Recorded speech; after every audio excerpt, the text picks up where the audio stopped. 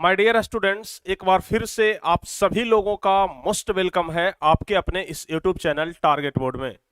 तो प्यारे बच्चों, उम्मीद करते हैं कि आप लोग एकदम अच्छे से होंगे, एकदम मस्त होंगे, स्वस्थ होंगे, तंदुरुस्त होंगे और मन लगा करके, जी जान लगा करके पढ़ाई में लगे होंगे। तो चलिए प्यारे बच्चों, आज का यह क्लास हम शुरू करते हैं। चूंकि आज का यह क्लास बहुत ही ज्यादा इंपॉर्टेंट है, इसलिए आज हम शुरुआत में ही आपसे कहेंगे कि इस क्लास को ना एकदम फुल्ली कंसंट्रेट होकर के देखिएगा। क्योंकि आज के इस क्लास में हम आपको जितने सारे भी टॉपिक पढ़ाएंगे या फिर जितने सारे भी क्वेश्चन आंसर बताएंगे, वह सारे क्वेश्चन या तो पहले परीक्षा में पूछे जा चुके हैं या तो आपके परीक्षा के लिए काफी ज्यादा इंपॉर्टेंट है। तो सभी बच्चे इस क्लास में शुरू से लेकर के अंत तक जुड़े रहिएगा। और सबसे महत्वपूर्ण बात, यदि आप लोग अभी तक क्लास को शेयर नहीं किए हैं तो पहले जल्दी से आप लोग क्लास को शेयर कर दीजिए फटाफट से। चलिए सारे बच्चे पहले एक बार जल्दी से क्लास को शेयर कर दीजिए, और जो बच्चे ऑलरेडी जुड़ चुके हैं एक बार क्लास को लाइक भी कर दीजिए। तो प्यारे बच्चों, हम लोग पढ़ रहे थे इतिहास यानी हिस्ट्री का पहला नंबर चैप्टर। इतिहास यानी हिस्ट्री का सबसे पहला चैप्टर हम लोग पढ़ रहे थे, जिसका नाम है यूरोप में राष्ट्रवाद। और पिछले दो क्लास में हम आपको इस चैप्टर से संबंधित बहुत सारे वैसे क्वेश्चन बताए हैं जो कि सीधे सीधे आपके परीक्षा में पूछे जाते हैं और आपके परीक्षा के लिए काफी ज्यादा इंपॉर्टेंट है। और हर एक टॉपिक को हम बहुत ही बेहतरीन तरीके से आपको समझाने का कोशिश भी कर रहे हैं, भरपूर प्रयास कर रहे हैं। और आप लोग भी समझ रहे हैं, यह बहुत ज्यादा खुशी हुई हमें यह जान करके कि आप लोग भी समझ रहे हैं। और जब हम आपको कमेंट करने के लिए बोलते हैं तो बहुत सारे बच्चे, सैकड़ों बच्चे कमेंट बॉक्स में आकर के लिखते हैं कि सर आप जो पढ़ा रहे हैं वह बहुत ही बेहतरीन तरीके से हमें समझ में आ रहा है। तो फिर बहुत ज्यादा खुशी होता है यह जान करके कि चलो भाई, हम जो पढ़ा रहे हैं ना वह 10th क्लास के बच्चों को एकदम प्रॉपर रूप से समझ में आ रहा है। क्योंकि पढ़ाई का मतलब ही होता है समझा देना। अगर हम पढ़ा रहे हैं लेकिन आप लोग समझ नहीं पा रहे हैं तो फिर उस पढ़ाई का कोई वैल्यू नहीं रह जाता है, कोई मायने उस पढ़ाई का नहीं रहता है। तो हम लोग पढ़ रहे थे यूरोप में राष्ट्रवाद, और इस चैप्टर से संबंधित हम लोग ढेर सारी चीजों को पढ़ चुके थे। और हाँ, साथ ही साथ आपसे कहना चाहेंगे कि 10th टॉपर बैच में यदि जो बच्चे अभी तक नहीं जुड़े हैं तो फिर जल्दी से आप लोग जुड़ जाइए। अगर 10th टॉपर बैच में अभी तक नहीं जुड़े हैं तो फिर जल्दी से आप लोग जुड़ जाइए, क्योंकि 15 अप्रैल से यहां पर क्लास स्टार्ट हो जाएगा। और जो बच्चे इस कोर्स में जुड़ते हैं या फिर इस कोर्स को परचेज करते हैं, उनको 2024 में टॉपर बनने का मौका मिलेगा, रैंकर्स बनने का मौका मिलेगा। क्योंकि आपको पता है ना कि 2023 में टारगेट बोर्ड से ऑलरेडी टॉप 10 में 3-4 टॉपर हो चुके हैं, बिहार टॉपर निकल चुका है। तो अगली बार भी हमारा पूरा प्रयास है, हमारा पूरा एफर्ट है कि आप लोगों को एक नए सिरे से सब कुछ बताया जाए और आप लोगों को सब कुछ समझ में भी आ जाए। तो चलिए बच्चों, यदि आप लोग इस बैच में अभी तक ज्वाइन नहीं हुए हैं तो फिर आपके सामने दो नंबर है, 92 63 99 11 25 या फिर 81 14 53 20 21। इस दो में से कोई भी नंबर पे कॉल करके आप लोग जानकारी प्राप्त कर सकते हैं, पेमेंट करके आराम से इस कोर्स को बाई कर सकते हैं। इस कोर्स में बहुत सारे सुविधाएं आपको मिलेंगी, जैसे बिहार टॉपर का hand notes, study material, weekly test, live class तो मिलेगा ही, साथ ही साथ वीडियो क्लास और डाउट क्लास भी मिलेगा। सब कुछ मात्र 999 में आपको मिल जाएगा पूरे साल भर के लिए। यानी कि पूरे साल भर आप लोग आराम से क्लास कर सकते हैं। तो चलिए अब हम आगे बढ़ते हैं, और आपको हम इतिहास में पिछले दो क्लास में बहुत कुछ बताए थे। और पिछले क्लास में ना हम आपको नेपोलियन बोनापार्ट के बारे में बताए थे। पिछले क्लास में हम आपको नेपोलियन बोनापार्ट के बारे में बताए थे, और आप लोग पिछला क्लास बहुत ही बेहतरीन तरीके से किए थे। तो चलिए भाई, थोड़ा सा हो जाए क्वेश्चन आंसर, कुछ पूछ लेते हैं ताकि हमें भी यह पता चल जाए कि आखिर आप लोग पिछला क्लास कितना बढ़िया से किए थे। समझ गए? तो क्या क्वेश्चन का आंसर देने के लिए आप लोग तैयार हैं? जल्दी से बता दीजिए, जल्दी से बताइए, क्वेश्चन का आंसर देने के लिए तैयार हैं? और जल्दा से और हाँ, शेयर करिए। 1000 बच्चे कम से कम जुड़ने चाहिए। एक के बच्चे लाइव में तो कम से कम होने चाहिए, एक के बच्चे लाइव में कम से कम हो, ताकि हम क्लास को शुरू करें। बिना 1000 के हम शुरुआत ही नहीं करेंगे। तो जल्दी जल्दी से आप लोग शेयर करिए और लाइक भी तुरंत पहुंचाइए, क्योंकि जितने सारे बच्चे जुड़े हुए हैं ना उसमें से बहुत सारे बच्चे अभी तक लाइक नहीं किए हैं। तो शेयर भी करिए और लाइक भी करिए। चलिए फटाफट से, टेलीग्राम ग्रुप में अभी तक हम भी शेयर नहीं किए हैं। चलिए भाई, हम भी शेयर कर ही देते हैं अभी। चलिए, हम टेलीग्राम ग्रुप में ऑलरेडी शेयर कर चुके हैं। आप लोग भी अपने अपने व्हाट्सएप ग्रुप में शेयर कर दीजिए। और जो बच्चे टेलीग्राम ग्रुप में हमारे साथ नहीं जुड़े हैं ना, टेलीग्राम ग्रुप में आप लोग जुड़ जाइएगा। टेलीग्राम पर जाइएगा, टारगेट बोर्ड सर्च करिएगा, आ जाएगा। 28-29 हजार के आसपास वहां पर मेंबर है ग्रुप में, तो उसमें आकर के आप लोग को ज्वाइन हो जाना है। चलिए फटाफट से आप लोग शेयर करिए। चलिए, क्वेश्चन आंसर देने के लिए आप लोग तैयार हैं? क्वेश्चन हम पूछेंगे और आप लोग आंसर देने के लिए तैयार हैं? चलिए भाई, तो सबसे पहला नंबर क्वेश्चन हम आपसे पूछ लेते हैं। बताइए नेपोलियन का जन्म कब हुआ था? फटाफट से बताइए, फटाफट से सारे बच्चे बता दीजिए, नेपोलियन का जन्म कब हुआ? नेपोलियन का जन्म कब हुआ? जल्दी जल्दी से आप लोग बता दीजिए, नेपोलियन का जन्म कब हुआ था? कल हम आपको बताए थे ना, ट्रिक के माध्यम से बताए थे कि किस तरीके से आप याद रख सकते हैं। बोले थे या नहीं बोले थे? ट्रिक के माध्यम से भी आप याद रख सकते हैं, कल ही हम आपको बताए थे। कब हुआ था? सबसे पहला चीज आपको क्या बताए थे कि जिस दिन हमारा देश आजाद हुआ था, यानी कि सीधे सीधे हम लोग लिख देंगे 15 अगस्त। 15 अगस्त। उसके बाद क्या लिखेंगे? महात्मा गांधी के जन्म से 100 साल पहले, यानी कि महात्मा गांधी का जन्म हुआ था 1869 में, तो उससे 100 साल पहले 1769। तो 15 अगस्त 1769 ईस्वी में नेपोलियन का जन्म हुआ था। यह बात आप लोग को समझ में आ गया? अच्छा, चलिए दूसरा क्वेश्चन हम पूछ लेते हैं। अब दूसरा क्वेश्चन पूछते हैं कि बताइए नेपोलियन राजनीति में कब प्रवेश किया? नेपोलियन राजनीति में कब प्रवेश किया? कब प्रवेश किया? राजनीति में कब प्रवेश किया? बताइए फटाफट से। आप लोग कहते हैं कि सर ईस्वी सन याद नहीं होता है। कैसे नहीं याद होता है? सब कुछ तो आपको प्रॉपर रूप से याद है। देखिए सारे बच्चे जवाब बता रहे हैं एकदम दनादन, समझ गए ना? चलिए फटाफट से सारे बच्चे बता दीजिए। हाँ, जितने सारे भी हमारे छोटे भाई बंधु हैं, हमारी छोटी बहना है। हाँ, कल हम कमेंट पढ़ रहे थे ना, तो एक लड़की का कमेंट था कि सर आप लड़कों को तो सिर्फ छोटा भाई बना देते हैं और हम लोगों को छोटी बहन नहीं बनाते हैं। ऐसा बात नहीं है। जितने सारे भी लड़के हैं वो सब हमारे छोटे भाई हैं, और जितनी सारी भी लड़कियां हैं वो सब हमारी छोटी बहन है। तो ऐसा बात नहीं है, हम कोई भेदभाव नहीं कर रहे हैं। जितने सारे भी बच्चे हैं सब हमारी छोटी भाई बहन है, तो सबको हम उतना ही प्यार करते हैं जितना लड़कों से है और जितना लड़कियों से है। समझ गए ना? सबको हम भरपूर प्यार करते हैं, दिल से प्यार करते हैं। समझ गए ना? क्योंकि आप लोग भी टारगेट बोर्ड के एक परिवार के सदस्य हैं, टारगेट बोर्ड का एक हिस्सा है। समझ गए ना? आपके बिना यह परिवार अधूरा है, तो आप लोग के ही बदौलत सब कुछ होता है। 1800, अरे भाई 1804 ईस्वी में नहीं होगा, 1789 जब फ्रांस का क्रांति हुआ ना, उसी समय यह राजनीति में प्रवेश किया था। जब फ्रांस का क्रांति हुआ उसी समय यह राजनीति में प्रवेश किया था। और हम अगर आपसे पूछ दें कि राजा कब बना, राजा कब बना, अगर हम आपसे पूछे कि राजा कब बना, तब आपका जवाब होगा 1804 ईस्वी में। 1804 ईस्वी में यह राजा बन गया था। चलिए कुछ और क्वेश्चन पूछते हैं। नेपोलियन के द्वारा अपना एक अलग कानून बनाया गया था, उस कानून का क्या नाम था? बताइए, नेपोलियन का कानून, नेपोलियन के कानून का नाम बता दीजिए। नेपोलियन के कानून का नाम, नेपोलियन के कानून का नाम बता दीजिए। नेपोलियन के कानून का नाम क्या है भाई? तो आप लोगों को कल ही बताए थे कि नेपोलियन के द्वारा जो नया कानून बनाया गया था, उस कानून का नाम था नेपोलियन संहिता। यह सब ऑब्जेक्टिव क्वेश्चन में पूछता है, समझ गए ना? क्या नाम था? नेपोलियन संहिता। याद रहेगा? नेपोलियन संहिता, नेपोलियन संहिता याद रहेगा ना? चलिए बहुत बढ़िया, नेपोलियन संहिता। चलिए बहुत बढ़िया। इसी तरीके से अगर आप लोग जवाब बताते हैं ना तो मन खुश हो जाता है, लगता है कि चलो भाई जो कुछ भी हम पढ़ाए ना सब कुछ आप लोगों को याद है। और कुछ? चलिए अब हम, इतना क्वेश्चन आंसर काफी है, बाकी हम सब कुछ कल पूछेंगे। हाँ, बाकी हम सब कुछ कल पूछेंगे। और भी पूछ लें क्या? अच्छा बताइए, और पूछ लें? अच्छा और पूछ लें। 1804 ईस्वी में वह राजा बना था, ठीक है ना? और उसके बाद कितना बरस तक शासन किया था? कितना बरस तक शासन किया था, आपको याद है?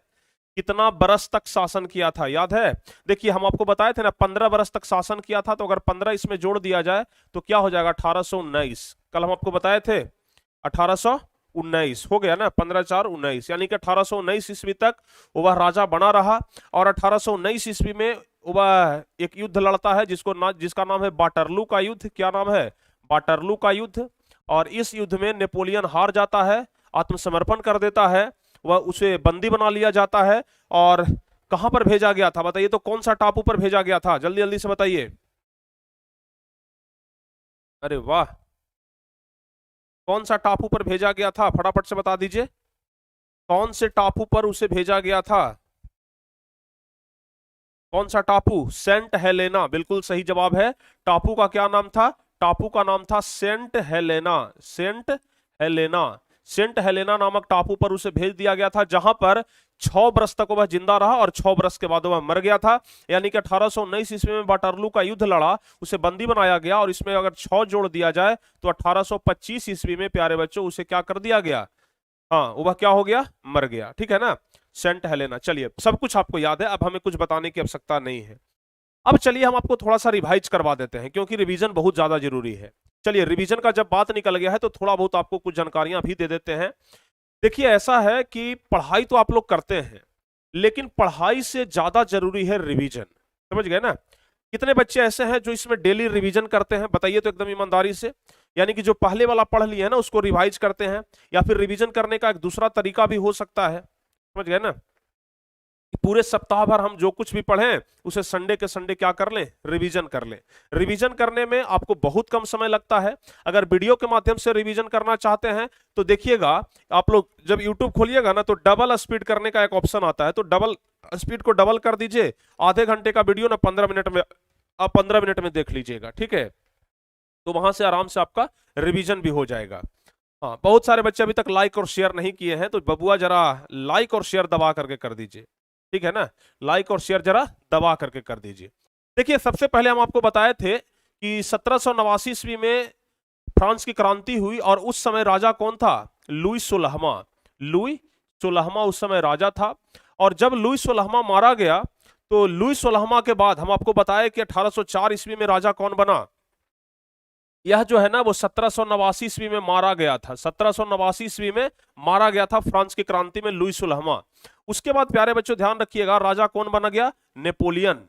आपको बताए थे नेपोलियन राजा बन गया। नेपोलियन क्या बन गया? राजा बन गया 1804 ईस्वी में। अब आप बोलिएगा, आपके मन में सवाल आएगा कि क्या सर 1789 ईस्वी में जब लुई 16वां मारा गया था, नेपोलियन राजा बना 1804 में, नेपोलियन राजा बना 1804 में, तो क्या इतना साल गद्दी खाली था क्या? राजा के गद्दी पर कोई नहीं बैठा हुआ था? राजगद्दी पूरा खाली हो गया था?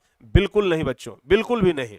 देखिए यहां पर ना लुई 16वां का ही एक बेटा था, समझ गए ना? लुई 16वां का ही बेटा था, समझ गए? लुई 16वां का ही बेटा था जिसका नाम था, लुई ही नाम था, लेकिन 17वां उसको कहते हैं। लुई 17वां ना 1700 लगता है 89 90 92 लगता है 92 के आसपास सुबह राजा बना था। लेकिन 17वां के बारे में कहीं कुछ पढ़ने के लिए नहीं है, बस हम आपको अपने मन से बता रहे हैं। और 1795 ईस्वी तक ना वह राजा बना हुआ रहा था, समझ गए? 1795 ईस्वी तक लुई 16वां राज्य किया था, जो कि लुई 17वां राज्य किया था, जो कि लुई 16वां का बेटा था, ठीक है? लुई 16वां का बेटा लुई 17वां, जो कि 1795। उसके बाद से फिर नेपोलियन, बीच बीच में छिटपुट बहुत सारे राजा आए, लेकिन उनके बारे में कहीं चर्चा नहीं है, जिक्र हमें नहीं है, पढ़ना उसे नहीं है, समझ गए ना? लुई 17वां के बारे में भी नहीं पढ़ना है आपके किताब में, लुई 16वां और सीधे नेपोलियन के बारे में पढ़ना है।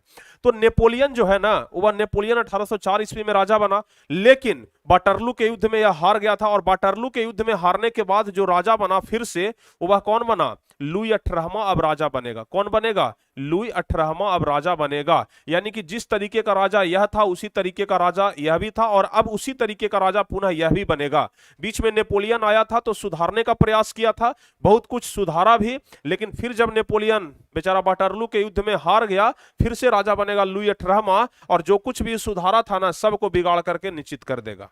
समझ गए? समझ गए ना? चलिए तो अब हम सीधे पढ़ते हैं वहां पर रूढ़िवाद की पुनर्स्थापना। आज कौन सा टॉपिक होने वाला था? रूढ़िवाद की पुनर्स्थापना। वहीं पर सीधे हम बढ़ते हैं, समझ गए? नेपोलियन बोनापार्ट के बारे में कल हम आपको बता दिए थे। नेपोलियन के बचपन का नाम नेपोलियन दी बोनापार्टे, याद रखिएगा। वह सैनिक था, फ्रांस की क्रांति के समय क्या था? वह सैनिक था, सब कुछ बताए थे। नेपोलियन के द्वारा किए गए जो अच्छे काम थे उसके बारे में, राष्ट्रवाद के सहायक था, तो यह सब कुछ बताए थे। और नेपोलियन को कहां बंदी बनाया गया था? सेंट हेलेना नामक टापू पर बंदी बना करके भेज दिया गया था, यह भी हम आपको कल बता दिए थे। अब रूढ़िवाद की पुनर्स्थापना के बारे में हम आपको आज से बताना शुरू करते हैं।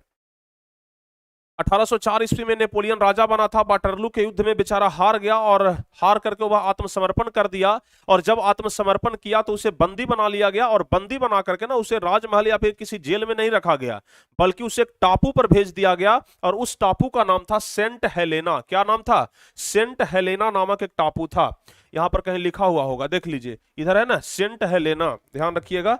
सेंट हेलेना नामक एक टापू था, सेंट हो गया और हेलेना, तो उसे सेंट हेलेना नामक टापू पर भेज दिया गया था, जहां पर उसे लगता है कि 6 बरस तक वह बचा था, और 6 बरस के बाद वह मर गया। तो कुल मिलाकर के अब हम लोग यही पढ़ेंगे कि जब नेपोलियन मर गया तो पुनः फिर कैसे वहां पर राजा आया, समझ गए ना? फिर से वही रूढ़िवाद आ गया, निरंकुशवादी राजा फिर से आता है, जिसको हम लोग क्या बोलते हैं, हाँ निरंकुशवादी, जो अपनी सिर्फ भलाई करे, जनता की भलाई ना करे। प्रयोगवादी भी उसको हम लोग बोलते हैं। चलिए आगे बढ़ते हैं। तो वाटरलू का युद्ध के बारे में थोड़ा बहुत हम आपको जानकारी दे देते हैं कि जो वाटरलू का युद्ध हुआ वह किसके किसके बीच में हुआ था। तो वाटरलू का युद्ध जो हुआ था वह 18 जून 1815 ईस्वी में लड़ा गया था। 18 जून 1815 ईस्वी के दिन वाटरलू का युद्ध लड़ा था। आपको हम कल बता रहे थे ना कि नेपोलियन जब फ्रांस को विकास करने लगा, समझ गए ना, नेपोलियन जब फ्रांस में बढ़िया बढ़िया काम करने लगा तो अगल बगल के जितने सारे भी इलाके थे, जितने सारे भी छोटे मोटे देश थे ना, सबके जनता को नेपोलियन बहुत अच्छा लगने लगा। सबको लगा कि नेपोलियन बहुत बढ़िया राजा है, नेपोलियन एकदम बढ़िया बढ़िया काम कर रहा है, नेपोलियन जैसा राजा सब जगह पर होना चाहिए। अब नेपोलियन को हो जाता है यहां पर घमंड। नेपोलियन को एक घमंड हो गया ना कि हम बहुत बढ़िया आदमी हैं, हम लगता है कि भगवान के द्वारा भेजा गया स्पेशल दूत हैं जो कि दुनिया को सुधारने के लिए हमारा जन्म हुआ है। समझ गए ना, नेपोलियन को ऐसा लगने लगा कि दुनिया को सुधारने के लिए हमारा क्या हुआ है, उत्पत्ति हुआ है। और वह क्या सोचा कि सिर्फ फ्रांस का ही क्यों, अगल बगल के जितने सारे भी इलाके हैं सबको हम क्या करेंगे, विकसित करेंगे, सबका हम विकास करेंगे। समझ गए। तो यह फ्रांस हो गया। इस फ्रांस के अंदर में तो ढेर सारे राज्य थे, तो इसका तो विकास कर ही रहा था नेपोलियन। फ्रांस के बाहर में जो छोटे छोटे राज्य थे ना, उसका भी विकास करने के उद्देश्य से क्या किया, या छोटे छोटे राज्यों पर जो पहले से राजा राज्य कर रहे थे उन पर आक्रमण किया, आक्रमण करके उस जगह को हथियाया और हथिया करके ना उसको विकास करना चाहा। समझ गए। अब धीरे धीरे सब जगह छोटे छोटे राज्यों को यह हथियाने लगा, छोटे छोटे देशों को हथियाने लगा, अपने से कमजोर देशों को हथियाने लगा, और यह क्या करने लगा, साम्राज्य विस्तार करने लगा। अब वहीं करते करते वह कहां पहुंच जाता है, रूस पहुंच जाता है। समझ गए। अगर समझ में नहीं आ रहा हो ना तो फिर आप इस तरीके से समझिए कि अगर फ्रांस है, देख लीजिए आपको हम बता रहे हैं, ठीक है ना, यह जो फ्रांस है, यहां का राजा कौन है, अभी नेपोलियन है। समझ गए ना, यहाँ का राजा कौन है, नेपोलियन। अगल बगल वाले जितने सारे भी इलाके हैं सब पर यह कब्जा कर लेता है, सब पर यह कब्जा कर लेता है, और बाद में कब्जा करने के उद्देश्य से कहां पहुंचता है, रूस पहुंचता है। ठीक है ना, बाद में नेपोलियन कब्जा करने के उद्देश्य से कहां पहुंचता है, नेपोलियन। समझ गए। बाद में नेपोलियन कब्जा करने के बाद में नेपोलियन कब्जा करने के उद्देश्य से कहां पहुंचता है, रूस पहुंचता है। रूस में आकर के इसकी लड़ाई शुरू हो जाती है। रूस में जब लड़ाई शुरू हुआ तो वह वाटरलू के मैदान में हुआ। समझ गए ना, वाटरलू का युद्ध क्या है, यह परीक्षा में पूछता है। समझ गए। तो यहां पर एक जगह का नाम है वाटरलू, बहुत बड़ा मैदान है। तो वाटरलू के मैदान में युद्ध शुरू हुआ। अब जब वाटरलू के मैदान में युद्ध शुरू हुआ तब रूस अकेले नहीं था। अब रूस की सहायता के लिए इधर से कौन कौन आ गया, प्रसा आ गया। समझ गए। इधर से ऑस्ट्रिया आ गया, ऑस्ट्रिया आ गया, ठीक है ना। इधर से कौन आ गया, ऑस्ट्रिया आ गया, ठीक है। इसके अलावा और कौन आ गया भाई, ब्रिटेन आ गया, ब्रिटेन आ गया। इसके अलावा और कौन आ गया, हंगरी आ गया। यानी कि रूस का सहायता सब मिल करके सब लोग करने लगा। समझ गए ना।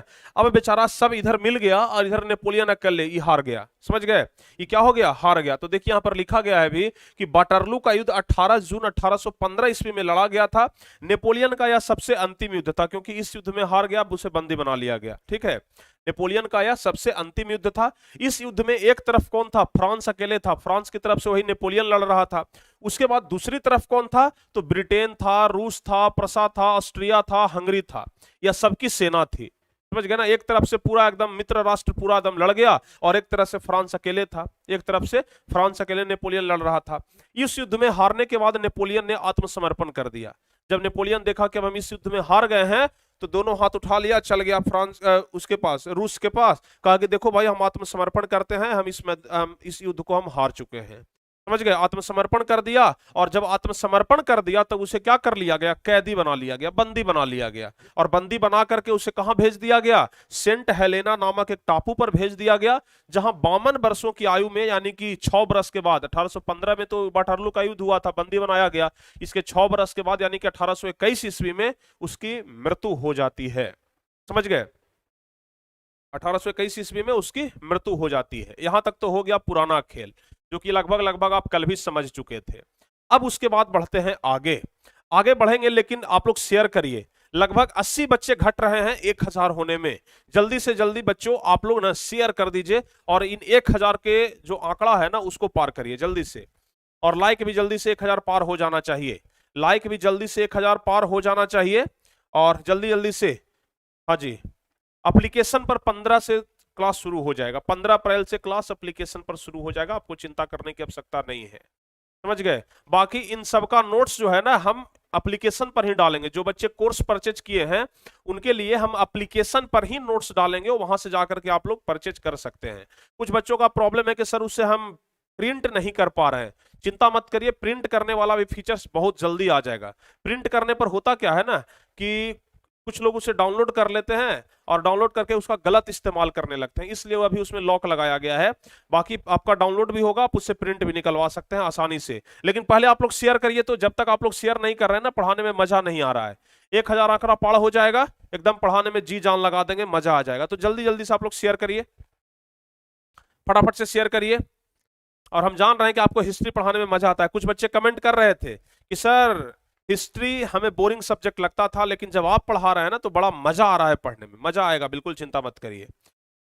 तो वाटरलू का युद्ध आप लोग समझ गए ना। अगर आपसे पूछा जाएगा कि वाटरलू का युद्ध क्या है, तो बस यह 5 लाइन लिख देना है, आपका कहानी खत्म हो जाएगा। अब जब नेपोलियन बेचारा मर गया, ठीक है ना, तब यहाँ का राजा था, यहाँ का प्रधानमंत्री था, कहाँ का, ऑस्ट्रिया का, जिसका नाम क्या था, क्या आप लोगों को पता है? ऑस्ट्रिया का चांसलर कौन था, क्या आपको पता है? नाम था बच्चों मेटरनिक। क्या नाम था? मेटरनिक। नाम क्या था? मेटरनिक। यह क्या था? ऑस्ट्रिया का चांसलर था, समझ गए ना, क्या था? ऑस्ट्रिया का चांसलर, ऑस्ट्रिया का चांसलर था। आप कहिएगा सर चांसलर मतलब क्या होता है? चांसलर मतलब होता है प्रधानमंत्री, समझ गए ना। लेकिन ऑस्ट्रिया में ना प्रधानमंत्री को प्रधानमंत्री नहीं बल्कि चांसलर बोला जाता है। तो मेटरनिक जो था वह ऑस्ट्रिया का चांसलर था, समझ गए। अब यह सब मिलकर के लड़ रहा था। ऑस्ट्रिया का चांसलर कौन था? मेटरनिक। और ये मेटरनिक भी एकदम बिल्कुल वैसा ही आदमी था, कैसा? लुईस सोलहमा के जैसा, उससे भी ज्यादा ही खतरनाक आदमी था, समझ गए ना। लुईस सोलहमा के जैसा ही आदमी था, बल्कि उससे भी ज्यादा खतरनाक था। मेटरनिक का कहना था कि शासन तो करेंगे लेकिन जनता की भलाई नहीं करेंगे। और फ्रांस पर ही खूब खिसियाल रहता था, चिढ़ल रहता था एकदम। कहता था ना कि जब फ्रांस छिकता है तो पूरा यूरोप संक्रमित हो जाता है, पूरा यूरोप को सर्दी जुकाम हो जाता है। मतलब कि ना एक समझ वायरस समझ लिया था फ्रांस को, समझ गए। फ्रांस को क्या समझ लिया था? एक वायरस समझ लिया था। मेटरनिक का ही कहना था कि फ्रांस जब छिकता है तो पूरा यूरोप संक्रमित हो जाता है। देखिएगा परीक्षा में पूछा भी है 1-2 बार पहले कि यह कथन किसका है कि फ्रांस जब छिकता है तो पूरा यूरोप संक्रमित हो जाता है। यह मेटरनिक का ही कथन था, आप लोग ध्यान रखिएगा। अब जब नेपोलियन बोनापार्ट मर गया, तब ऑस्ट्रिया का जो चांसलर था मेटरनिक, इसने कहा कि देखो भाई, नेपोलियन जब तक राजा था वह बहुत बढ़िया बढ़िया काम किया है, जनता के हित में काम किया है, तो क्यों ना नेपोलियन के द्वारा किए गए जितने सारे भी अच्छे काम है सबको बर्बाद कर दिया जाए, सबको खत्म कर दिया जाए और पहले जैसा शासन ला दिया जाए जैसे लुईस सोलहमा कर रहा था। तो मेटरनिक क्या प्लान बनाया कि नेपोलियन के द्वारा किए गए जितने सारे भी सुधार के कार्य हैं, जो नेपोलियन सुधार किया था, सबको हम फिर से बिगाड़ देंगे, समझ गए। तो क्या किया? सबको बिगाड़ने के उद्देश्य से क्या करता है? सबको एक संधि के तहत बुलाता है, यानी कि सबको क्या करता है? संधि के तहत बुलाता है कि आइए भाई बैठ करके समझौता करते हैं। पहले क्या होता था ना कि जो देश हार जाता था युद्ध में उसको बुलाया जाता था और उसको बोला जाता था कि देखिए भाई आप हार गए हैं तो जितना भी हमारा नुकसान हुआ है ना सब भरपाई आप ही करेंगे। तो फ्रांस हार गया था, अब फ्रांस को एकदम दबाव बना रहा था कि जितना भी हमारा बर्बाद हुआ है लड़ने में, युद्ध करने में, सब भरपाई तू ही करेगा, समझ गए ना। तो अब क्या हुआ? ऑस्ट्रिया, ऑस्ट्रिया की राजधानी वियना में, ध्यान रखिएगा ऑस्ट्रिया का राजधानी कहां है? वियना। तो हाँ, जैसे बिहार की राजधानी पटना है ना, भारत की नई दिल्ली, वैसे ही ऑस्ट्रिया की राजधानी वियना है। तो वियना में एक संधि किया जाता है, संधि यानी कि समझौता किया जाता है, समझ गए। वियना में एक संधि किया जाता है, समझौता किया जाता है। उस समझौता का उद्देश्य यही रहता है कि नेपोलियन के द्वारा किए गए जितने सारे भी सुधार के कार्य हैं सबको क्या कर दिया जाए? खत्म कर दिया जाए। नेपोलियन के द्वारा जो कानून बनाया गया था उस कानून को खत्म कर दिया जाए। तो इसलिए वियना में एक समझौता हुआ, वियना में एक संधि हुआ 1815 ईस्वी में। कब? जब वाटरलू का युद्ध नेपोलियन हार गया था। 1815 ईस्वी में नेपोलियन हारा था ना, और 1815 ईस्वी में ही क्या हो गया? हाँ, वियना की संधि हुआ, समझ गए। इधर तो नेपोलियन जेल में बंद था, उसको कैदी बना करके सेंट हेलेना पर भेज दिया गया था। इधर 1815 ईस्वी में ऑस्ट्रिया का राजधानी वियना में मेटरनिख के द्वारा एक समझौता किया गया, जिसको कहा जाता है वियना की संधि। क्या कहा जाता है? वियना की संधि। तो अगर आपसे पूछा जाएगा कि वियना की संधि कब हुई, तो 1815 ईस्वी में। याद रहेगा? वियना की संधि कब हुई? आप लोग कमेंट बॉक्स में लिखिए, 1815 ईस्वी में। ठीक है। अब जाहिर सी बात है भाई कि जब यह संधि कहां हो रहा है, ऑस्ट्रिया में हो रहा है, ऑस्ट्रिया की राजधानी वियना में हो रहा है, तो इसका अध्यक्षता कौन करेगा? वहां का प्रधानमंत्री करेगा। तो इसलिए ना, यह जो संधि हुआ वियना की संधि, इसका अध्यक्षता कौन किया? ऑस्ट्रिया का चांसलर मेटरनिख ही किया। कौन किया? मेटरनिख ही किया। यहां से दो प्रश्न पूछा जाता है। प्रश्न इसलिए भी पूछा जाता है कि वियना की संधि का नाम वियना ही की संधि क्यों पड़ा, कोई दूसरा काम क्यों नहीं? चूंकि वियना की संधि जो हुई वह ऑस्ट्रिया की राजधानी वियना में हुई, इसलिए उसे वियना की संधि कहा जाता है। समझ गए ना? जैसे देखते हैं पानीपत की जो लड़ाई है उसे कहा जाता है ना पानीपत की लड़ाई, चूंकि वह लड़ाई पानीपत में हुआ इसलिए उसको कहा जाता है पानीपत की लड़ाई। समझ गए? तो इसलिए वियना में चूंकि यह समझौता हुआ था, इसलिए इस संधि का नाम पड़ा वियना की संधि। और इसका अध्यक्षता कौन कर रहा था? तो वही कर रहा था ऑस्ट्रिया का चांसलर मेटरनिख। अगर आपके इतिहास के किताब में सबसे ज्यादा कोई चंट आदमी है ना, सबसे ज्यादा कोई बिगड़ा हुआ इंसान है ना, तो वह मेटरनिख ही है। समझ गए? ऑस्ट्रिया का प्रधानमंत्री था, लेकिन पूरे यूरोप को बर्बाद करके रख दिया था एकदम। समझ गए ना? यह इतना खराब आदमी था कि इसके बारे में जब हम आपको बताएंगे ना, तो आपको लगेगा कि ना कि सामने आ जाए तो इसको गोली मार देते हैं। समझ गए? इतना खराब आदमी था मेटरनिख। यानी कि एकदम जनता को देखना नहीं चाहता था, देखना तक नहीं चाहता था फ्रांस को और जनता को। समझ गए ना? तो क्या हुआ जी, ऑस्ट्रिया का चांसलर मेटरनिख जो था वह क्या कर दिया, एक संधि रखा। अब जब संधि रख दिया तो संधि के तहत कहा गया कि देखिए भाई, नेपोलियन के द्वारा किया गया जो भी सुधार का कार्य है उसको खत्म करिए। तो यहां से एक क्वेश्चन भी पूछा जाता है कि वियना की संधि का उद्देश्य क्या था। समझ गए ना? परीक्षा में क्वेश्चन पूछता है, देख लीजिएगा क्वेश्चन बैंक, पहले भी पूछा जा चुका है कि वियना की संधि का लक्ष्य क्या था या फिर वियना की संधि का उद्देश्य क्या था। इस तरीके से क्वेश्चन पूछता है कि वियना सम्मेलन का क्या लक्ष्य था या फिर क्या उद्देश्य था। तो सीधे सीधे हम लोग लिखेंगे कि वियना सम्मेलन का उद्देश्य था कि नेपोलियन के द्वारा किए गए जितने सारे भी सुधार के कार्य हैं सबको खत्म कर दिया जाए। तो हम लोग लिखेंगे वियना सम्मेलन का उद्देश्य था कि नेपोलियन के द्वारा यूरोप की राजनीतिक में लाए गए परिवर्तन को समाप्त करना। यानी कि वियना संधि का उद्देश्य ही था कि नेपोलियन के द्वारा जो भी यूरोप में राजनीतिक सुधार किया गया है या फिर कोई भी सुधार कार्य किया गया है तो उसको क्या कर देना, समाप्त कर देना और पुरानी व्यवस्था को लागू कर देना। जैसे लुई 16वां के शासनकाल में था ना, वो वैसे ही पुरानी व्यवस्था को लागू करना चाहता था। ठीक है ना? सर जो आप पढ़ाते हैं उसको लिखेंगे भी ना, अगर लिखते हैं तो आपको ज्यादा याद होगा। कोई भी चीज लिखने से ज्यादा याद होता है, तो हम तो कहेंगे कि आप लोग लिखिए तो ज्यादा बेहतर होगा। समझ गए? तो वियना सम्मेलन का उद्देश्य था कि नेपोलियन के द्वारा यूरोप की राजनीति में लाए गए परिवर्तनों को समाप्त करना और पुरानी व्यवस्था को लागू करना। जैसे व्यवस्था पुराना था ना, उसी व्यवस्था को लागू कर देना था। 1789 से 1815 तक जो भी घटना घटा, यानी कि 1789 ईस्वी फ्रांस की क्रांति और 1815 ईस्वी यानी कि नेपोलियन जब बंदी बनाया गया, नेपोलियन जब वाटरलू के युद्ध में हारा, तो इस बीच में जो भी सुधार के कार्य किया गया, जो भी घटना घटा, उसे दोहराया न जाए, इसलिए वियना की संधि रखा गया। समझ गए ना? इसलिए वियना की संधि रखा गया ताकि नेपोलियन के द्वारा जो घटना घटा है, नेपोलियन के द्वारा जो सुधार कार्य किया गया है, उसे क्या किया जाए, दोहराया न जाए। और नेपोलियन के द्वारा जो भी विकास का आंदोलन चलाया गया है, जैसे नेपोलियन क्या था, नुक्कड़ नाटक करवाता था, जगह जगह पर खेल तमाशा करके, ड्रामा करके लोगों को जागरूक करने का काम करता था। पिछले क्लास में हम आपको बताए थे। तो उसके द्वारा जो भी विकास के कार्य किए गए थे, जो भी विकास के आंदोलन चलाए गए थे ना, सबको रोकना ही, सबको दबा देना ही क्या था, वियना सम्मेलन का उद्देश्य था। ठीक है? तो नेपोलियन के द्वारा जो भी विकास का आंदोलन चलाया गया उसे दबा दिया जाए और कहा गया कि यूरोप में जैसी स्थिति है उसमें कोई परिवर्तन नहीं होना चाहिए। समझ लीजिए मेटरनिख कैसा व्यक्ति था, आप सोच करके आप लोग देख लीजिए। कोई भी राजा रहता है वह सोचता है कि हमारा देश विकास करे, हम आगे बढ़े, लेकिन यह मेटरनिख कैसा इंसान था, वो क्या कह रहा था कि यूरोप में जैसी स्थिति है वैसे न छोड़ दो, जिस हालत में हो ना उसी हालत में रहो, यहां से तुमको कहीं जाने की जरूरत नहीं है, उसमें कोई परिवर्तन नहीं होना चाहिए। समझ गए? तब ना हम आपको बोले कि मेटरनिख का कहनाम ही था कि शासन तो करो लेकिन जनता की भलाई बिल्कुल मत करो। समझ गए? शासन तो करो लेकिन जनता की भलाई बिल्कुल मत करो। तो नेपोलियन के बाद वियना संधि रखा गया और वियना संधि का मुख्य उद्देश्य था कि नेपोलियन के द्वारा किए गए सभी कार्यों को क्या कर देना, खत्म कर देना, दबा देना, समाप्त कर देना। तो बताइए वियना संधि के बारे में समझ में आया? वियना संधि के द्वारा, हाँ, वियना संधि का क्या उद्देश्य था यह समझ में आया? जल्दी से बताइए वियना संधि क्या है, वियना संधि का उद्देश्य क्या है? क्या आप लोगों को यह समझ में आया? यस और नो जल्दी से बता दो बच्चों, जल्दी से आप लोग यस सर कमेंट कर दीजिए। चलिए यस सर समझ में आ गया, बहुत बढ़िया। वियना सम्मेलन समझ में आ गया ना? जो वियना सम्मेलन है बहुत ज्यादा इंपॉर्टेंट क्वेश्चन है, यह वाला क्वेश्चन है वेरी वेरी इंपॉर्टेंट है, बहुत ही ज्यादा शानदार क्वेश्चन है, बहुत ही ज्यादा इंपॉर्टेंट क्वेश्चन है। वाह क्या बात है, सारे बच्चों को समझ में आ गया। चलिए अब आगे बढ़ते हैं।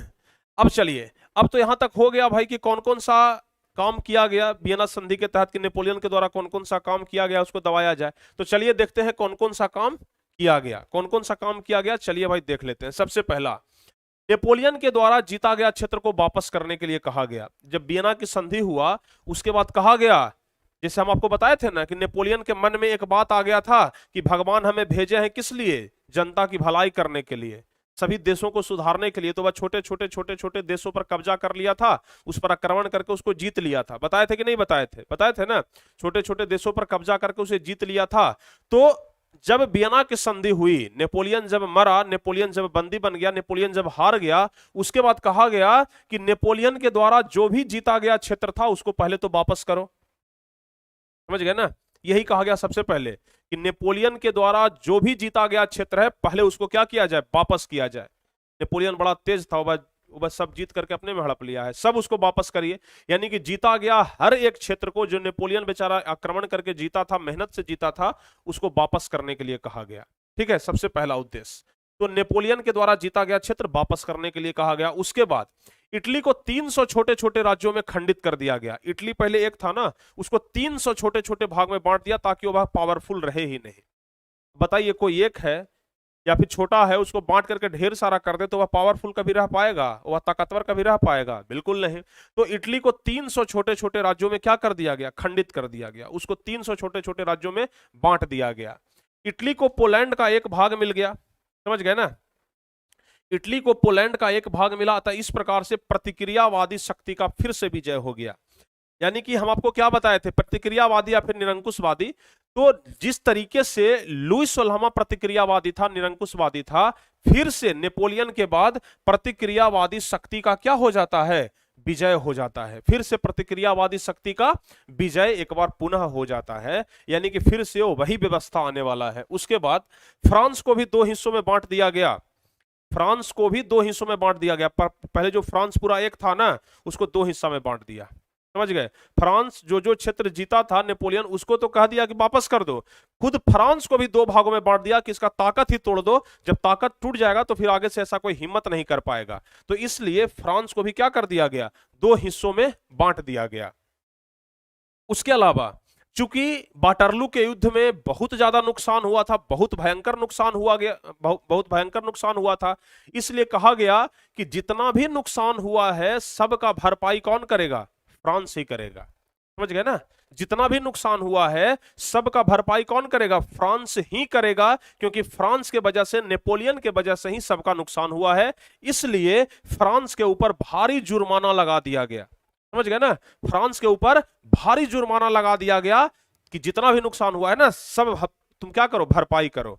तो फ्रांस के ऊपर इधर भारी भरकम जुर्माना लगा दिया गया। यह किया गया मतलब पूर्ण रूप से ना, जितना बेचारा नेपोलियन अपने शासनकाल में सुधारा था, कहीं उससे ज्यादा फिर उसको दबाया जाने लगा। समझ गए ना? दबाया जाने क्या लगा, एकदम दवा ही दिया, समझिए तब। समझ गए? दवा ही दिया उसको।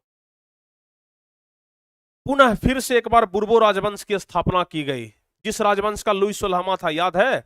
लुईस सोलहमा बुर्बो राजवंश का था, याद है कि नहीं है? लुईस सोलहमा बुर्बो राजवंश का था। तो जैसे ही नेपोलियन गया, फिर से एक बार बुर्बो राजवंश की पुनः स्थापना की गई और अबरी बार लुई 18वां को वहां की गद्दी पर बैठा दिया गया। समझ गए? और लुई 18वां को गद्दी पर किसने बिठाया, तो मेटरनिख ने बिठाया। किसने बिठाया, मेटरनिख ने। अब जाहिर सी बात है कि जब मेटरनिख इसको गद्दी पर बिठाया है तो जो मेटरनिख कहेगा वही ना सुनेगा। बताइए, लुई 18वां यही है, देख रहे हैं ना, लुई अठारहवां यही व्यक्ति है। तो पुनः इसको फ्रांस की गद्दी पर बिठा दिया गया। और किसने बिठाया भाई? तो मेटरनिख ने बिठाया। अब मेटरनिख जो कहेगा ये सुनेगा। अब मेटरनिख तो बढ़िया काम करने के लिए कहेगा नहीं, क्योंकि वह है प्रयोगवादी, निरंकुशवादी, वह तो जनता की भलाई चाहता नहीं है। तो पुनः क्या हो गया? रूढ़िवाद की पुनर्स्थापना। तो टॉपिक का नाम क्या था? रूढ़िवाद की पुनर्स्थापना था ना, रूढ़िवाद की पुनर्स्थापना, यानी कि पुनः एक बार फिर से रूढ़िवादी की स्थापना हो गया। किस तरीके से हुआ आपको बता दिए कि नेपोलियन जब हारा तो वियना की संधि रखा गया, फ्रांस पर भारी भरकम जुर्माना लगाया गया, जीते गए सभी क्षेत्रों को वापस करने के लिए कहा गया, इटली को 300 छोटे छोटे राज्यों में विभाजित कर दिया गया, फ्रांस को भी 2 भागों में विभाजित कर दिया गया, फ्रांस पर भारी भरकम जुर्माना लगा करके वहां की गद्दी पर किसको बिठा दिया गया? लुई अठारहवां को बिठा दिया गया। बताइए, समझ में आया? वहां की गद्दी पर किसको बिठाया गया? लुई अठारहवां को बिठा दिया गया।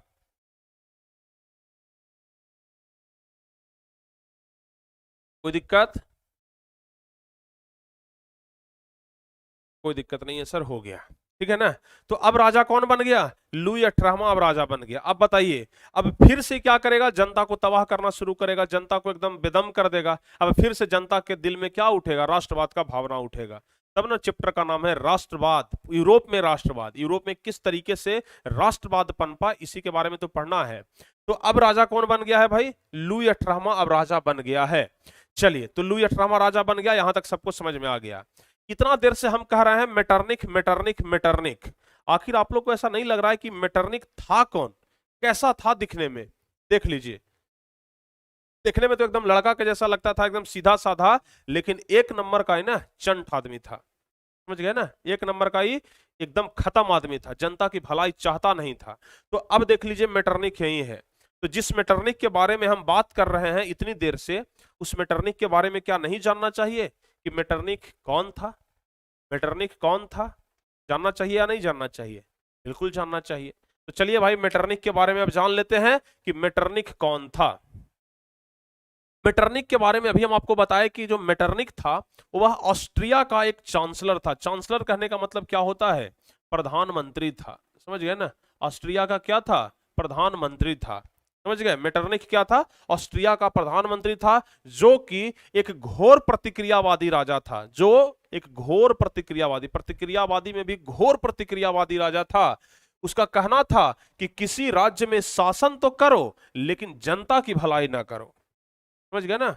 अभी आपको हम शुरुआत में बताए थे कि मेटरनिख एक घोर प्रतिक्रियावादी राजा था। उसका कहना था कि शासन तो करो, लेकिन जनता की भलाई बिल्कुल मत करो। तो बताइए, अब यहां से कोई दिक्कत? वाह, समझ गए ना? तो मेटरनिख के बारे में समझ गए। अच्छा, मेटरनिख काल मतलब क्या होता है? समय, यानी कि मेटरनिख का समय कब से कब तक था, इसके बारे में भी पूछा जाता है ना। मेटरनिख काल यानी कि मेटरनिख का जो समय रहा वो कब से कब तक रहा। जैसे अगर नरेंद्र मोदी के बारे में कोई पूछेगा कि नरेंद्र मोदी काल से आप क्या समझते हैं, मोदी काल से क्या आप क्या समझते हैं, तो कहिएगा ना कि सर 2014 ईस्वी में प्रधानमंत्री बने थे, और हो सकता है कि कब तक रहेंगे, 2019 2025 तक रहेंगे कि 2030 तक रहेंगे, कब तक रहेंगे? अगर 25 तक रहेंगे तो हम कहेंगे कि 2014 से लेकर के 2025 तक का जो समय है उसे मोदी काल कहा गया। उसी तरीके से जब जितना साल तक मेटरनिख राज्य किया, मेटरनिख शासन किया, उतना साल के उतना जो ईयर है ना, उसे ही क्या कहा जाता है? मेटरनिख काल कहा जाता है, यानी कि मेटरनिख का समय कहा जाता है। तो यह भी क्वेश्चन पूछता है कि मेटरनिख काल से आप क्या समझते हैं, यानी कि मेटरनिख का समय कब से कब तक रहा। तो लिखेंगे 1815 ईस्वी, जिस समय वाटरलू का युद्ध हुआ था, 1815 जिस समय वाटरलू का युद्ध हुआ था, उस समय से लेकर के 1848 ईस्वी तक का जो समय था ना, उसे कहा जाता है मेटरनिख काल, या मेटरनिख युग भी बोलते हैं। समझ गए ना? मेटरनिख काल या मेटरनिख युग बोला जाता है। तो कब से कब तक? 1815 जब नेपोलियन हारा था और वाटरलू का युद्ध में फिर से हाँ किसको राजा बनाया गया था? लुई अठारहवां को। समझ गए? तो वाटरलू के युद्ध से लेकर के 1848 तक का जो समय है उसे ही क्या कहा जाता है? मेटरनिख काल कहा जाता है। यानी कि इतना समय से लेकर के इतना समय तक मेटरनिख का दबदबा था, मेटरनिख एकदम पूरा जी जान लगा दिया था, पूरा यूरोप को अस्त व्यस्त कर दिया था। तो 1815 से लेकर के 1848 ईस्वी तक का जो समय है उसे ही क्या कहा जाता है, मेटरनिख काल कहा जाता है। यह ऑस्ट्रिया का चांसलर था। कहां का? ऑस्ट्रिया का, जो एक घोर प्रतिक्रियावादी राजा था। इसका मूल मंत्र परिवर्तन में बाधा पहुंचाना था। यह सिर्फ कहता नहीं था कि जनता की भलाई ना करो, बल्कि जो भलाई करना चाहता था ना उसको भी बाधा पहुंचाता था। यानी कि हम तो खुद करेंगे नहीं ना किसी को करने देंगे, समझ गए ना। तो इसका कहनाम था कि किसी राज्य में शासन तो करो लेकिन जनता की भलाई ना करो। अगर कोई जनता की भलाई करना भी चाहे, अगर कोई विकास का काम करना भी चाहे तो उसमें क्या करता था, यह बाधा पहुंचा देता था। समझ गए ना। अगर कोई विकास का काम करना चाहे ना, हम राजा हैं, हम विकास का कार्य नहीं कर रहे हैं और तुम करेगा, लाओ इसको बांध कर मारो 50 कोड़ा। समझ गए ना। तो उसको बांध के लाता था, मारा सब सैनिक मिलकर के 50 कोड़ा। यानी कि डर के मारे कोई बेचारा बढ़िया काम नहीं करता था। अब जब राजे जिसका घनघोर भ्रष्टाचारी है, अब वहां का प्रजा बेचारा अस्त व्यस्त तो रहेगा ना। तो कुल मिलाकर के यह बिल्कुल परिवर्तन में बाधा पहुंचाता था। समझ गए ना, इतना खत्म आदमी था, सोच लिए।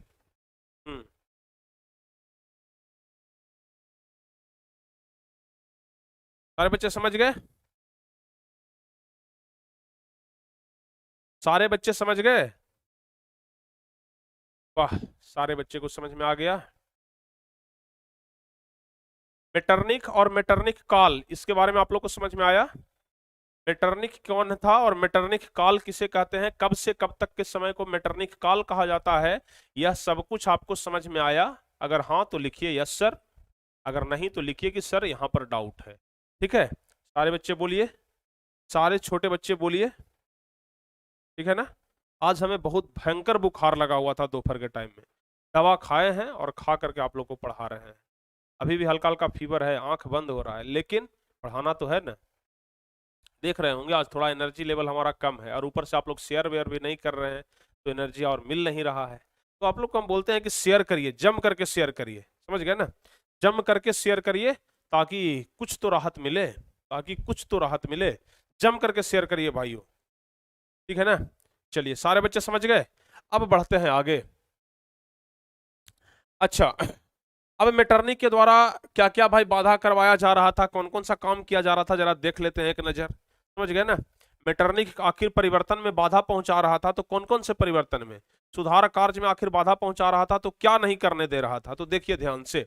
सबसे पहला मेटरनिख कहा कि यूरोप में कोई भी बदलाव नहीं होगा, जैसा यूरोप है, जिस हालत में है, जिस फटी पुरानी हालत में है यूरोप, उसी फटी पुरानी हालत में रहेगा। यहां कोई भी परिवर्तन काम नहीं कर सकता है, कोई भी विकास का कार्य नहीं कर सकता है, यहां कोई भी बदलाव का कार्य नहीं होगा।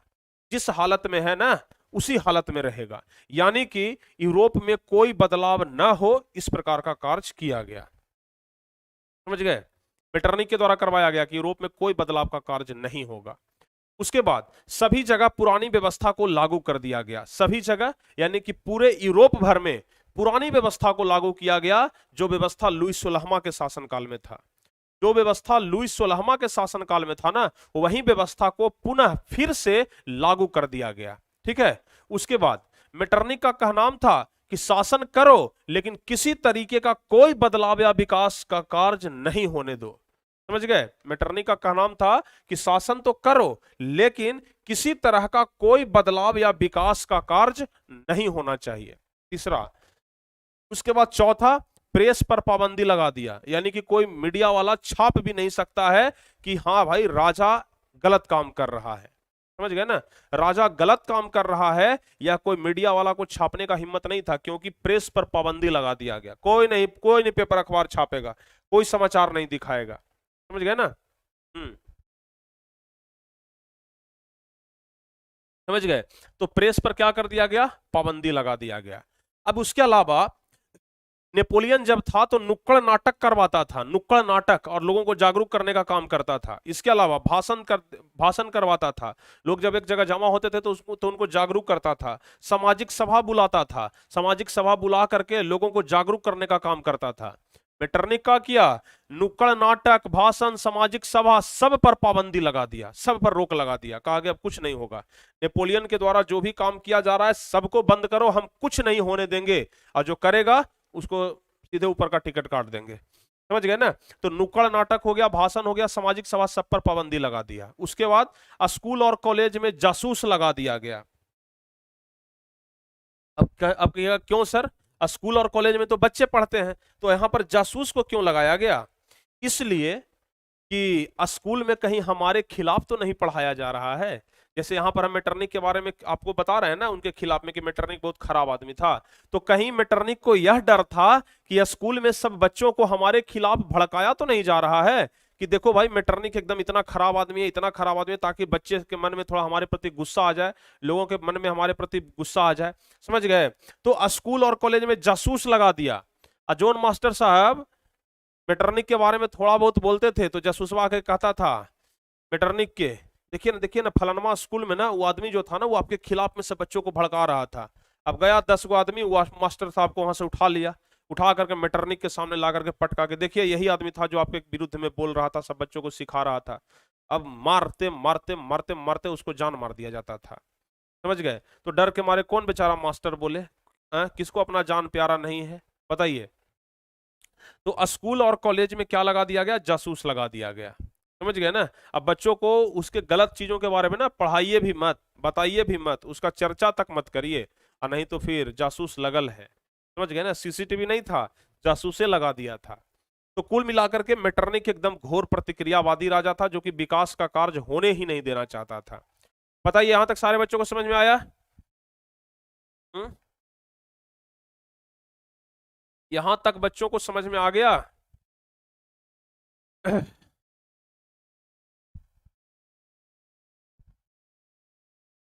सर मेटरनिक का परिभाषा उतना ही था, और क्या लिखेगा? मेटरनिक का परिभाषा और क्या लिखेगा? ज्यादा बड़ा परिभाषा लिख देने से बहुत ज्यादा नंबर मिल जाएगा क्या है? एक बच्चा बोल रहा है कि सर मेटरनिक के बारे में 3-4 लाइन ही लिखेंगे, उससे मतलब उससे बड़ा परिभाषा नहीं। ज्यादा बड़ा परिभाषा लिखने से कोई फायदा है? दीर्घ उत्तरीय प्रश्न रहेगा तो उसका परिभाषा ऑलरेडी लंबा रहेगा। जो लघु उत्तरीय प्रश्न है, अति लघु उत्तरीय प्रश्न है, वह 2 नंबर का 1 नंबर का पूछा जाता है, तो उसका आंसर कितना बड़ा लिखिएगा? बड़ा लिखने का मतलब है कि खुद का समय का बर्बादी, तो बड़ा लिखने से कोई फायदा है नहीं। आराम से आप लोग को जितना लिखाते हैं उतना याद करिए, ठीक है ना। बहुत छोटा भी नहीं कि नंबर ही ना मिले। अब 2 नंबर वाला प्रश्न है और 1 लाइन लिख करके छोड़ दिए तो आपको नंबर मिलेगा? 1 नंबर, आधा नंबर दे करके छोड़ देगा। समझ गए ना। तो इसलिए 2 नंबर वाला प्रश्न है तो उसको 2 नंबर के जैसा ही लिखिए, ताकि हाँ भाई समझ में आवे लोगों को। समझ गए ना। चलिए यहां तक समझ में आ गया? यहां तक आप लोग समझ गए? अब चलिए आगे बढ़ते हैं। अब चलते हैं हम मेजनी के बारे में सुनते हैं। समझ गए ना। अब मेजनी के बारे में, लेकिन हमें लग रहा है ना कि आज रहने देते हैं, क्योंकि आज हमारा तबीयत थोड़ा खराब है। समझ गए। हमें लग रहा है कि आज तबीयत थोड़ा हमारा खराब है, क्योंकि बुखार लगा हुआ था, शरीर में ताकत ज्यादा नहीं मिल रहा है। तो आज रहने देते हैं बच्चों, क्योंकि 12th वाला क्लास भी लेना है हमको। हाँ जी, 12th वाला भी क्लास ले लेंगे आधा घंटा भर। तो अब आज भर रहने देते हैं। मेजनी के बारे में कल से पढ़ा देंगे क्या? अब मेजनी के बारे में हम आपको कल से पढ़ाएंगे। मेजनी एकदम बहुत बढ़िया आदमी था। समझ गए ना। आप लोग सुने होंगे यंग इटली और यंग यूरोप, मेजनी के द्वारा ही चलाया गया था, यंग इटली और यंग यूरोप। तो मेजनी के बारे में कल बताया जाए, कोई दिक्कत बताइए?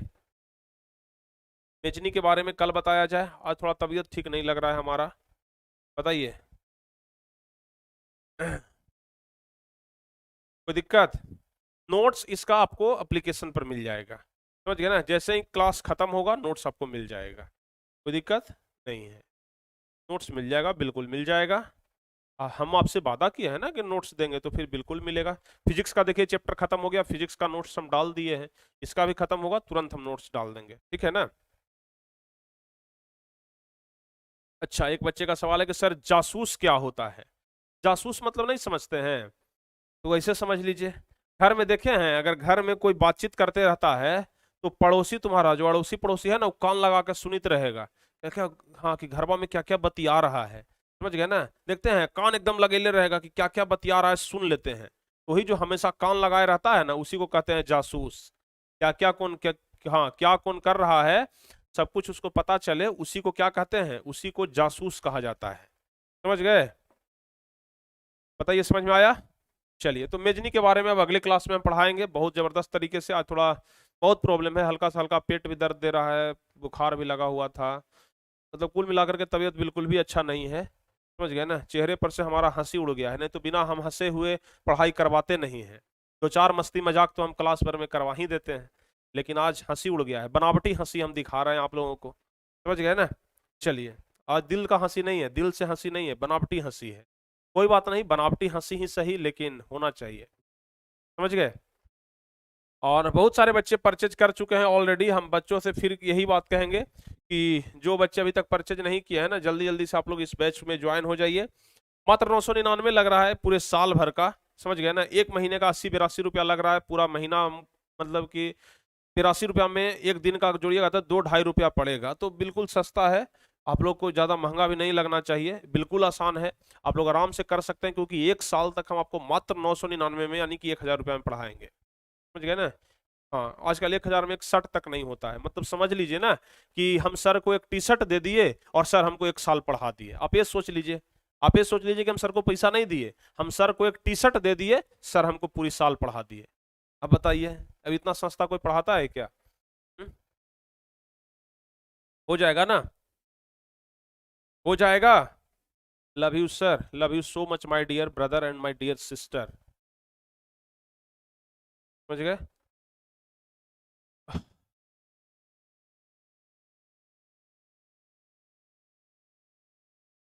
ठीक है, तो आज के इस क्लास को खत्म किया जाए।